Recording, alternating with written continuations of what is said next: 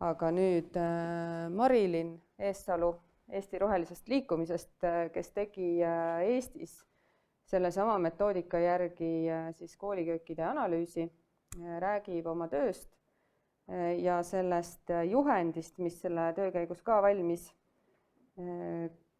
köögi kliimamõju hindamise juhend. Nii et palun. Nii, tere ka minu poolt. Väga tore on teid siin näha. See on selle nii-öelda Klikis Eesti projekti lõpukonverents. Nii et me oleme juba üksjagu asju teinud ja saavutanud ja hea meelega siis jagangi seda, et mis see tulemus on. Et kõigepealt jah, sissejuhatuseks võib-olla natukene ka seda, et miks me üldse räägime mitte ainult tervislikust toidust, vaid koolides, vaid ka selle toidu kliimamõjust, on siis see, et me oleme Euroopa Liidu liikmena võtnud endale kohustuse saavutada kliimaneutraalsus aastaks 2050, mis tähendab, et kõigis sektorites, kaasa arvatud toitlustus ja selle all siis ka avalik toitlustus, ehk koolid peaks midagi natuke teistmoodi tegema. Kui ma selle projektiga alustasin, siis ma arvutasin välja niisuguse üsna tagasihoidliku keskmise, et Eestis võiks kõik koolilõunad kokku, kaasa arvatud siis lasteaiad, võiks toota aastas kokku ligi 40 000 tonni CO2 ekvivalenti aastas. Et kõik heitmed on siis ümber arvutatud süsihappegaasi ekvivalentideks, mis seal sees on siiski ka metaan ja dilämmastikoksiid. Et kõik see CO2 ekvivalent on niisugune hea universaalne mõõtühik, milles nii energiasektorid kui siis toidusektorid kui metsandust kui kõike esitatakse. Ja see keskmise heine kliimamõju ehk 1,1 kilogrammi CO2 ekvivalenti ongi võetud siis selle Klikis projekti Saksa analüüside põhjalt ja need tulemused, mida me siin Eestis siis analüüsisime, näitavad, et see on umbes sama. Et see on siis nii menüümõju kui seadmete energiakasutus, mis on siis nii-öelda ära jagatud selle peale. Ja selleks, et üldse oleks aimu, et mis see 1 tonn CO2 ekvivalenti endast kujutab, sest natukene abstraktne, eks ole, uurisin ma välja, et see on umbes ühe diiselautoga sõita 6000 kilomeetrit. Ehk siis, kui me ühest küljest tundub väga suur, teisest küljest jälle, kui me mõtleme, et Eesti rahvuslik koguheide aastal 2020 oli 12,8 miljonit tonni CO2 ekvivalenti, siis jälle mitte nii suur, aga minu sõnum on siin see, et siiski iga sääst on oluline ja igal pool, kus saab, me võiksime natukene pingutada, eriti kuna see haakub väga hästi ka selle tervisliku toitumise põhitõdedega. Ja jah, nagu Malte ettekandest välja tuli, et siis umbes 20% on niisugune realistlik sääst ja igal koolil ja jah, et sõltuvalt siis suurusest ja köögi suurusest ja laste arvust on siis võiks Eestis siis olla 2-20 tonni CO2 ekvivalenti aastas.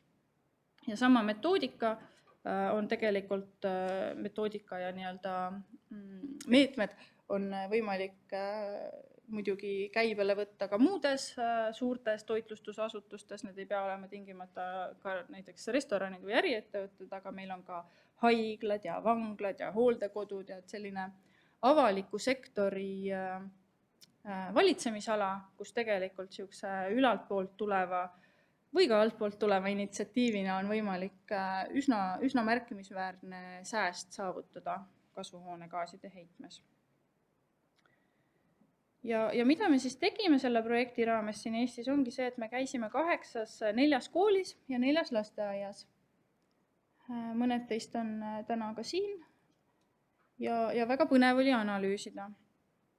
Et seda juba ka Malte näitas, et mida see siis see nii-öelda KEEKS või Klikis meetod vaatleb, et me vaatleme menüüd, toiduvalikuid, seadmete energiatõhusust, seadmete kasutamise praktikaid ja eraldi ka jäätmeid.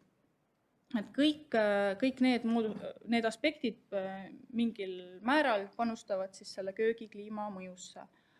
Kõike, tõsi, ei saa CO2 ekvivalendiks ümber arvutada ja sellepärast kasutan ma ka sõna kliimamõju, mitte keskkonnamõju. Keskkonnamõju on natukene laiem ja hõlmab ka näiteks vee raiskamist või mingisuguseid mürgiseid kemikaale puhastusvahendites. Et siin tõesti ma räägin natuke kitsamalt, et kõigest, mis on võimalik nii-öelda emissioonideks ehk CO2 heitmeks ümber arvutada. Mis ei tähenda, et me ei oleks tegelikult nagu rääkinud ka nendest teistest aspektidest koolidega ja uurinud natukene, et mis toimub.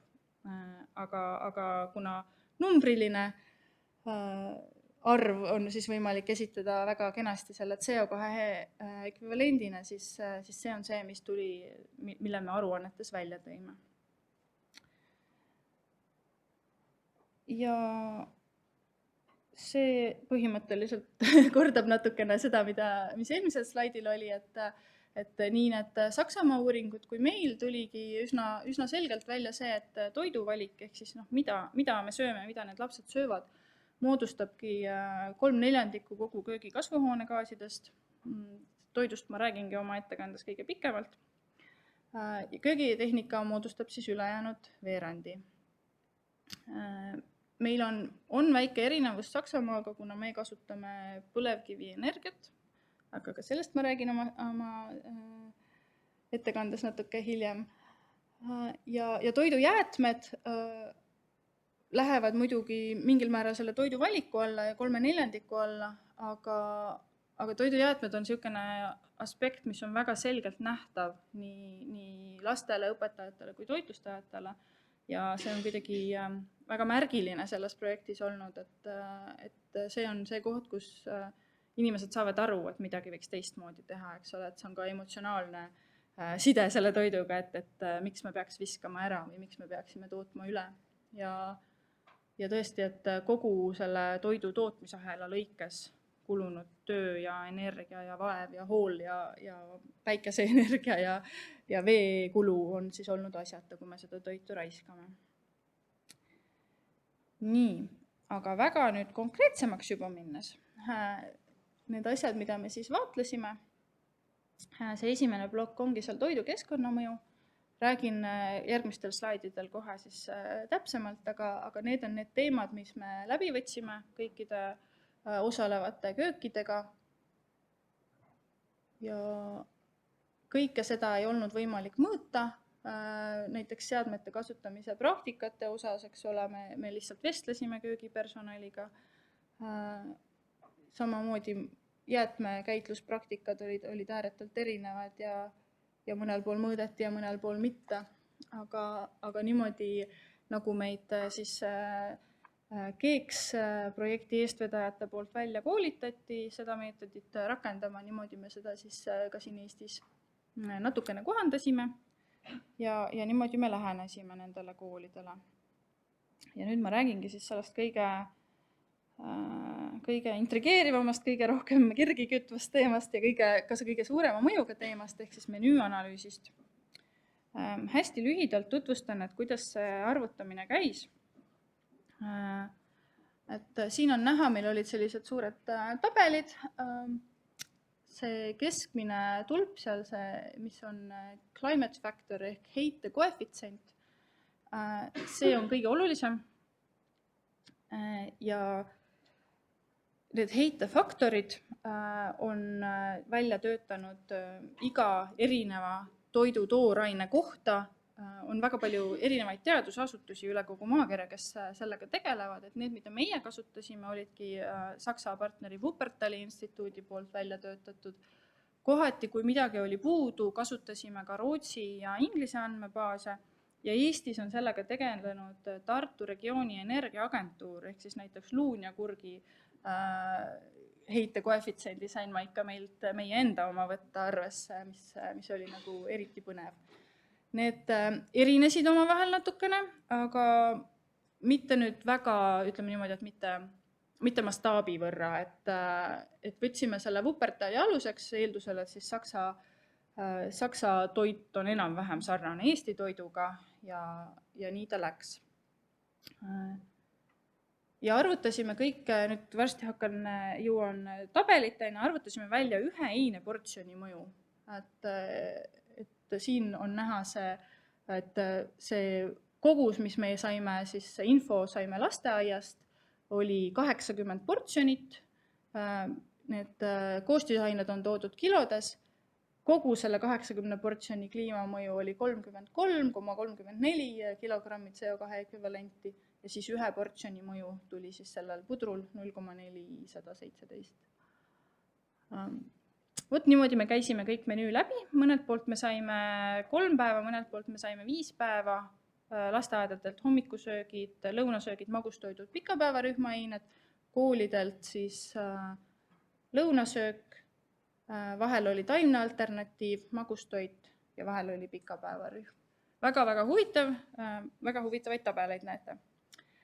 Aga enne veel, kui ma neid tabeleid teile näitan, siis ütlen kohe ära, et lihast tuleb juttu, lihast ja piimatoodetest, et paraku nii see on.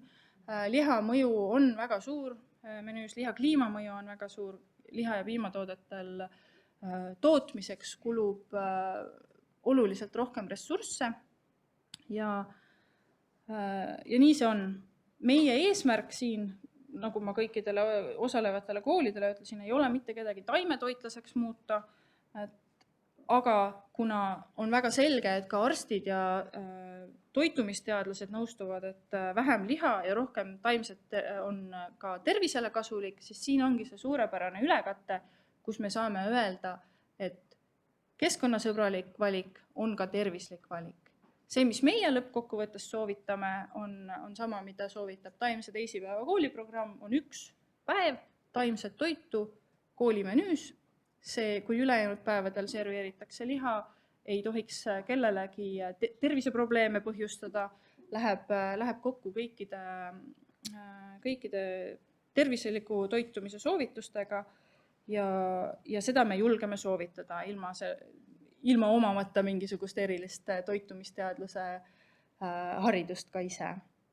Ja mille põhjal me seda siis soovitame, ongi analüüsi tulemused, mis näitasid, et Eesti koolide lasteaiad pakuvad liha iga päev. Et oli vähe neid, nendest 8 oli 1, kes pakkus nagu päriselt ka taimetoitu, nii et oli terve päev taimetoit ja kõigile, mitte ainult nii-öelda alternatiivmenüü. Et 2-3 korda nädalas saab punast liha, korra 2 valget liha, ehk siis kana ja kalkun ja korra nädalas kala. Ja eestlaste laiem statistika, see toidupüramiid, mida te näete hiljem ka Karini ettekandes, on küll täiskasvanud inimese kohta ja pärineb aastast 2014, nii et see võib natukene olla muutunud. Aga see uuring tõi välja, et eestlased söövad 2 korda rohkem liha, kui on tervislik. Mõned ütlevad isegi 3, me tõmbasime natuke tagasi, et olla nagu päris kindlad. Ja puu- ja köögivilju süüakse vähe. Et see number, mida te pärast Karinil näete, on 1/3 Eesti elanikest tarbib piisavas koguses puu- ja köögivilju, mis on huvitav, sellepärast et see 1/3 on enese poolt määratud ja 2,2 on siis päris toitumispäeviku uuring, aga aastast 2014. Et tendentsid on selged, me sööme liiga palju liha, me sööme liiga vähe puu- ja köögivilju, mis tõttu ongi see meie soovitus üsna tagasihoidlik tegelikult. Ja kuigi see käib siis täiskasvanud inimese kohta, siis toitumisharjumused kujunevad lapseeas, koolidel on väga suur mõju, lasteaedadel on väga suur mõju, see on nii siis nii-öelda selle lapse konkreetsele tervisele, kui siis ka hilisemale käitumisele. Ja jah, et kui me sellest lihast siis ka oma nende analüüsitud asutustega rääkisime, eks ole, ja seda ühte lihavaba lõunat ja lõunat või päeva, eks ole, sõltub, soovitasime, kellelgi ei olnud mingit kohustust midagi üle võtta meie nii-öelda analüüsi soovitustest, aga kuna meil on Eestis niisugune tore algatus nagu Taimne teisipäeva kooliprogrammiga, millest te kuulete siis hiljem, siis tegelikult ei ole see väga keeruline ka tehniliselt teha. Ja kui me räägime nüüd, et 4 ülejäänud päeval siis nii-öelda võib liha tarbida, siis lihal on vahe.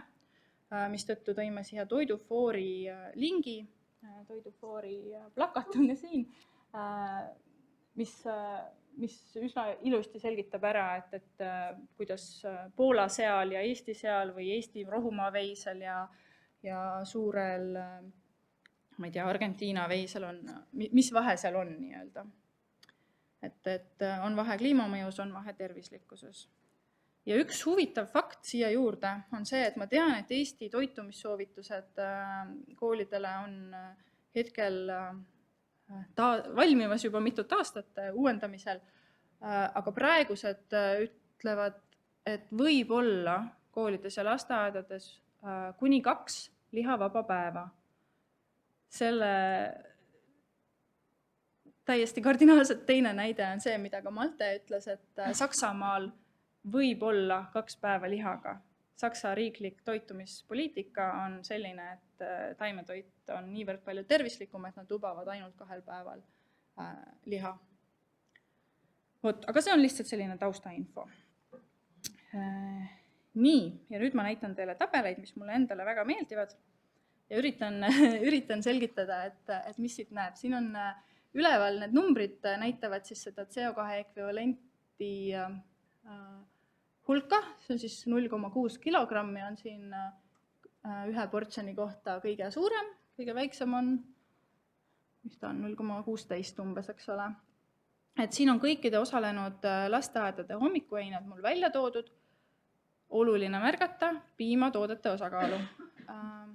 On küll nii-öelda lihavaba, aga piima on palju, piimatooteid on palju ja nii palju, kui ma olen ka rääkinud tervisenõustajatega, siis eestlased tarbivad, on nii-öelda tunnetuslik teave, et tarbitakse küll piima palju. Mis ei tähenda, me ka ei ütle, et peaks nüüd nagu nulli tõmbama, eks ole, aga lihtsalt seda suhtarvu siit vaadata on põnev.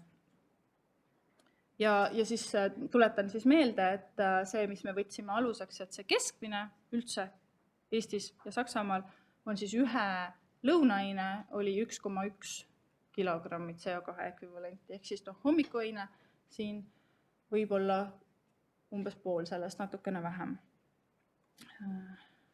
Nii.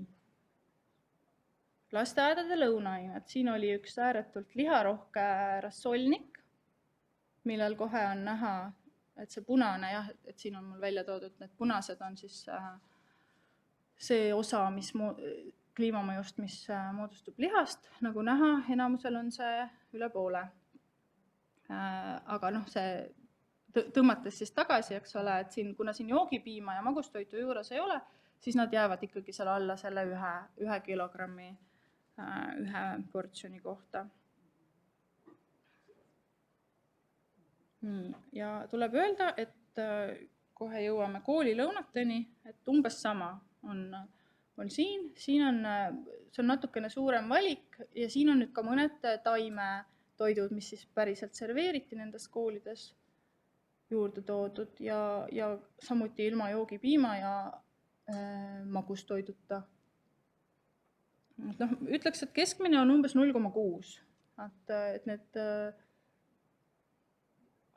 aga jällegi, kui nagu iga seda nii-öelda einet eraldi vaadata, siis see liha osakaal on üsna suur. Ja oluline võib-olla märgata seda erinevust või seda variatsiooni, et kui nüüd Prantsuse pajaroog, mida Heimtali kool ühel kultuuripäeval pakkus lastele, on umbes mõjuga 1,15, ei vähem isegi, siis heigifilee koos valge kastmega oli üle 1 kilogrammi CO2 ekvivalendi. Et erinevused on väga suured. Samas saab teha, eks ole, ka väiksema keskkonnamõjuga lihatoite, nagu näha seal kalkoni juurviljasupist ja kalaseljanka ja isegi, ma vaatan, kanapasta, eks ole, et ei pea nagu supiks tegema tingimata. Aga nüüd natukene võib-olla nagu selgem on mul siin on Tartu Descartesi kooli tulemused või analüüsi tulemus. Siin on esimesed 5 on siis tavalõuna nii-öelda ja järgmised 4 on siis taimne alternatiiv. Nemad pakuvad iga päev on taimetoit ja mitte taimetoit, et saavad siis registreerida lapsed vastavalt. Nemad on ka taimse teisipäevaga liitunud ja noh, näha, kaks korda on umbes vahe.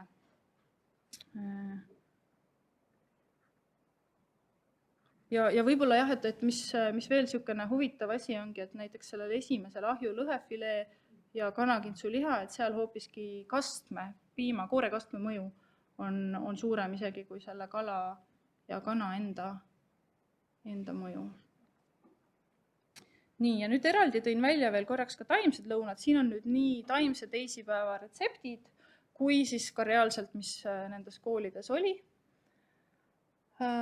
Nagu näha, et mis lähevad suuremaks, sisaldavad siis ka juustu ja koort ja muid piimatooteid, aga need kõik on ikkagi oluliselt väiksema kliimamõjuga. Noh, mis jälle, ma ei taha öelda, et see on nii-öelda parem tingimata kui lihatoit, aga et kui me vaatame nädala lõikes, et ühel päeval seda teha, siis tegelikult terve üks kool ühel päeval söömas ainult taimetoitu, see omab juba päris suurt mõju. Ja oluline võib-olla ongi siis see, et tegelikult siin on ka reaalselt, see Prantsuse ajaloog oli siis reaalselt ja taimne borš, ma saan aru, on üks taimse teisipäeva nii-öelda lemmikretsepte, mida lapsed väga hästi omaks võtavad, et täisväärtuslikku, tervislikku ja maitsvat toitu on võimalik pakkuda seal, mis see siis on, peaaegu 7-8 korda väiksema kliimamõjuga kui siis seda suurt valikut lihatoidust. Nii, ja nüüd magustoidud. Magustoidud on ka huvitavad, magustoitudes on ka piima väga-väga palju. Tundub, et ilma piimata magustoite ei saa teha. Siin muidugi jah, selles mõttes, et need Pria puuviljad, mis olid juures, et neid ma lihtsalt ei arvestanud, kuna need ei läinud nii-öelda magustoiduna arvesse, vaid see oli siis lisand ja läksid lisandina nagu kogu lõuna arvesse. Nende mõju oluliselt muidugi on väga-väga väike. Et jah, siin ma ütleks ka, et kui juba hommikusöök on väga piimarohke ja siis tuleb ka magustoit väga piimarohke, siis juba tervise aspekt on üsna oluline. Nii. Sellega ma praegu tõmban selle menüü osa kokku. Toidu teemal me läheme edasi pärast. Karin räägib kindlasti edasi veel sellest tervislikkusest ja muudest aspektidest, aga need olid need reaalsed tulemused, mis me siis saime nendest 4 koolist ja 4 lasteaiast. Ja nad enam-vähem kattusid selle Saksamaa tulemustega, et täiesti sarnane pilt. Saksamaal muidugi tõesti on see nii-öelda üldine liikumine kauem olnud, et rohkem taimset ja vähem liha. Teine plokk oli siis köögitehnika, energiakasutus. Selle jaoks me läksime köökidesse ja me mõõtsime, me kasutasime sellist mõõdikut, pärast võite vaadata, see ongi energiamõõtur või midagi sellist, elektrimõõtur on tema nimi poes, saab panna seadme küll nagu tavalise vooluga seadmele vahele ja siis me jätsime tavaliselt nädalaks, et siis me saime niimoodi arvestada välja, et kui palju siis me arvestasime täiesti sisse selle, et vaheaegadel, kui olid koolid pikalt kinni, näiteks ei kasutatud, et pigem on need nii-öelda tagasihoidlikud arvutused ka. Ja mille me siis võtsime üle Saksamaalt, oligi see nende kogemus või nende analüüsi teave, et külmikud ja sügavkülmikud moodustavad umbes 40%. Sama tulemus oli tegelikult ka Eestis. Vähemalt nendest 8, tõsi, valik ei ole väga suur, aga sellegi poolest, et saime sama tulemuse. Ja külmikud olidki need, millele me saime neid panna kõige rohkem, sest et väga palju kasutatakse lasteaedades ja koolides ka neid siukseid tavamõõdus või tavavooluga külmikuid. Me ei pannud neid nendele külmkambritele ja ka nendele konvektsiooniahjudele ja suurtele seadmetele, mis tööstusvooluga on, nendele me kahjuks ei saanud panna. Et mõnel pool oli oli köögil eraldi energia nii-öelda või elektrimõõdik, et siis see oli ka täiesti hea, et saime ülevaate sellest. Nii, ja mis siis need Eesti mõõtmistulemused olid, üllatasid meid ausalt öeldes. Et siin ma tõin välja võrreldava suurusega külmikud, nad ei olnud liitrite poolest päris samad, aga see vahe ei olnud nagu ka, et me ei mõõtnud, või et kuna siin ei ole seda päris külmkambrit, eks ole, sees, siis nad olid enam-vähem ühe suurusega, et kõige säästlikuma ja kõige suurima energiakuluga külmiku vahe 8 korda, sügavkülmikutel see siis teeb 5 korda. Et vahed on suured ja võtavad palju ja veel eriti huvitav tulemus oli siis see, et mille me saime Tartust Pääsupesa lasteaiast, kus oli just tehtud remont ja kõik seadmed välja vahetatud, aga nad olid vahetanud külmikud C ja D klassi külmikute vastu, mis selgus, et isegi hankes ei olnud kriteeriumina sees, see olulisus, et see peaks olema nagu säästlikum. Ja see tulemus siis oligi see, et need C ja D klassi külmikud võtsid täpselt sama palju kui siis mõned 10-15 aastat vanad seadmed kuskil teises koolis, millal ei olnud seda energiaklassi võimalik enam nagu leida. Et tänapäevased A-klassi seadmed võtavad ikka nii oluliselt palju vähem seda energiat, et praeguste hindade juures annab tunda. Ja kui me seda projekti alustasime 2021. aastal, siis tundus veel relevantne soovitada, et läheks põlevkivipaketilt üle, et praegu ma seda ei ütle teile, praegu on küsimus tavakodaniku ja ka koolide valikud väga piiratud just rahalises mõttes, eks ole. Aga ilus unistus on see, et kunagi me oleme taastuvenergia peal ja kunagi võib-olla koolid saavad ka ise mõne tuulegeneraatori või päiksepaneelid endale panna ja selle võrra siis natukene nii-öelda vähem saastada oma seadmete kasutusega. Loomulikult on selge, et me ei saa kellelegi öelda, et nüüd vahetage kõik oma seadmed välja, aga see mõõtmine oli selles mõttes väga huvitav, et ega nüüd koolid ja lasteaiad ka ise ei teadnud, kui palju see nagu seadmed tegelikult neil võtavad ja mis see mõju on. Et selles mõttes on tore, et nüüd on olemas sellised dokumendid, millega siis minna haldaja või linnavalitsuse juurde, kui läheb renoveerimiseks ja öelda, et jah, et siiski peaks alguses võib-olla rohkem investeerima. Nii. Ja siis seadmete all, eks ole, sinna läks ka siis see personali käitumispraktikate arutelu, et siin me vestlesime inimestega lihtsalt ja nõudepesu puhul võib-olla tuua välja see, et nõudepesumasinad kulutavad vähem vett kui käsitsipesu.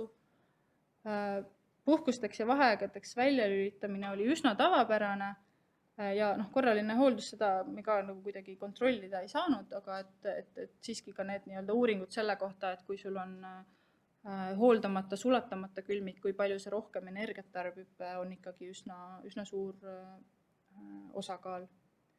Ja mida tegelikult eriti ei tehta, aga mida tuli välja siis, nii-öelda, mida me praktikas mõõta ei saanud, aga Saksa tulemused on see, et tegelikult seadmed panna mingi niisuguse relee peale, mida saab õhtuks või ööseks välja lülitada, välja arvatud külmikud, siis et ka see tegelikult natukene säästis niisugust nagu varienergia kasutust.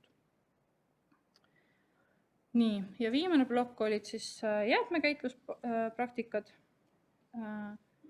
See oli ka niimoodi, et neid oli, nagu ma ütlesin, oli üsna erinev. Mõnest köögist me saime täiesti kilogrammid teada, et kui palju sellel nädalal, kui palju tollel nädalal jäi üle. Mõnel pool selgus, et visatakse toidujäätmed olmeprügi hulka näiteks, mis ei olnud väga tore. Et siin, kuna me ka toidu raiskamise vähendamisest hiljem räägime rohelise kooli programmi praktikatest just, et siis ütlen lihtsalt, et parim lahendus on lihtsalt teha süüa vastavalt laste arvule ja üritada siis ka lapsi harida. et noh, mingid biojäätmed tekivad alati, eks ole, kohvipuru ja kartulikoored ja kuidas nendega siis käitutakse, see on ka põnev teema, et olmeprügi hulka kindlasti ei soovita visata. Oli koole, kus oli kompostihunnikud ja kanad, oli koole, kus oli kohaliku loomapidajaga tehtud koostöö, mis on tegelikult isegi nagu nii-öelda ametlikult lubatud. Aga isegi kui te nagu lihtsalt need nii-öelda eraldi sorteeritele jõuavad nad lõpuks jäätmejaamas nii-öelda komposti hulka või tehakse nendest biogaasi, et ja noh, ongi, et parim soovitus mul on see, et lihtsalt kaaluge neid jäätmeid, et siis ongi näha, et see võib üllatada, kui palju neid tegelikult tekib ja võib üllatada, et mis jääb üle ja siis on näha ka need säästukohad ja potentsiaalid. Ja näitan ka seda ühe kooli näitel, jälle Descartesi kooli näitel seda, et kuidas me need tulemused neile siis lõpuks presenteerisime aruandes. Oligi nende köögi üldine kliimamõju, tuli kokku natuke üle 100 tonni CO2 ekvivalenti aastas. Nagu näha, siis menüü 77%, eeldada oli, eks ole, et 75%, seadmed 19% ja jäätmed siis 4%. Ja samamoodi, et kuna Descartesis oli siis see taimetoidu osakaal, taimetoidu menüü olemas, et siis see tulpdiagramm siin kõrval on üsna võrdne. Oli asutusi, kus siis oli liha- ja piimatooted moodustasid 80% ja muu siis 20%. Et sellise tulemuse saime me esitada ja see on kindlasti põnev kõigile koolidele ja lasteaedadele ka olnud. Ja selle nii-öelda paralleeltulemus on siis köögi kliimamõju hindamise juhend, mida te kõik saate võtta kaasa. Kui laua peal enam ei ole, siis on kast laua all, kus saab võtta, kus on kõik seesama, mis ma just praegu rääkisin, mitte nüüd analüüsi tulemused, vaid just juhend selleks, kuidas oma asutuses seda teha. Teemade kaupa oluliselt põhjalikumalt, kui ma nüüd siin rääkisin. Ja just, et ei keskendu ainult lihale, et ka muud asjad ja samamoodi näiteks pakendid ja kraanivee kasutamine, mis oli ka huvitav erisus Saksamaaga, et Saksamaal väga paljudes koolides lapsed jõid pudelivett. Eestis ma veel ei tea ühtegi kooli õnneks ja loodan, et neid ei tule ka, et kraanivesi on ikkagi hea meil. Nii, ühesõnaga kindlasti soovitan kõigil, kellel on huvi ja võimalus oma siis asutuses midagi muuta, et see juhend on lihtne, kokkuvõtlik ja üsna praktiliste näidetega ja rääkides näiteks menüüst, eks ole, ja seadmetest ka, et selle seadmete puhul selle mõõtur, see maksis äkki 7 eurot toona, et isegi ei ole nii kulukas see mõõtur endale panna, hankida näiteks ja siis reaalselt mõõta, kui ei ole eraldi köögimõõturit, aga ka menüü puhul, et ei ole tingimata vaja seda koefitsientidega arvutust teha, et mis need tulemused on üsna üldistatavad, et kui teie asutus praegu pakub igal päeval nädalas liha, siis kui te ühel päeval selle ära jätate, siis see on umbes 20%, eks ole, toidu kliimamõjust vähem, et on üsna kindel, et te sellega ei suurenda oma kliimamõju. Et jah, ei ole vaja kõiki neid diagramme ja arvutusi teha selleks, et juba häid praktikaid kasutusele võtta. Ja kui siis tõesti nüüd inspireerute ja on soov midagi teha, et on väga keeruline, ma näen ka seda, kuidas on väga keeruline, et on suured süsteemid, kust alustada, kuidas mingi ratas käima lükata, et mulle tundub, et kõige tähtsam võib-olla ongi see asutusepoolne tahe ja see sihuke lihtsalt oma konkreetsest situatsioonist lähtumine, et meil on väga erinevaid koole ja lasteaedu, meil on koole ja lasteaedu, kus on suur toitlustaja, meil on koole ja lasteaedu, kus ise oma kokatädid on, eks ole, kes on ainult selle asutuse töötajad. Et tuleb lihtsalt vaadata, mis olukord on ja arutada, siis nii toitlustaja kui juhtkonna kui hoolekoguga. Toetused ma tõin välja seadmete osas, et muutuvad muidugi iga aasta ja tegelikult ka mahetoetus on, eks ole, olemas nüüd. Et tundub keeruline, tundub kulukas, kui Saksamaal see projekt algas, siis nendel oli võimalik argumenteerida, et liha peale kulub rohkem raha, kui te sööte vähem liha, jääb teil rohkem raha muu kvaliteetse mahetoidu jaoks. Eestis ma praegu niimoodi öelda ei saa, sest meie toiduhinnad on nii kõrged lihtsalt, et see liha ja taimetoidu hind, ma ütleks, on enam-vähem võrdne. Aga jah, mina rohelisest liikumisest olen alati valmis konsulteerima, kui on küsimusi selle juhendi osas, et kuigi see projekt meil lõpeb, siis teave jääb alles ja loodan, et seda kasutatakse.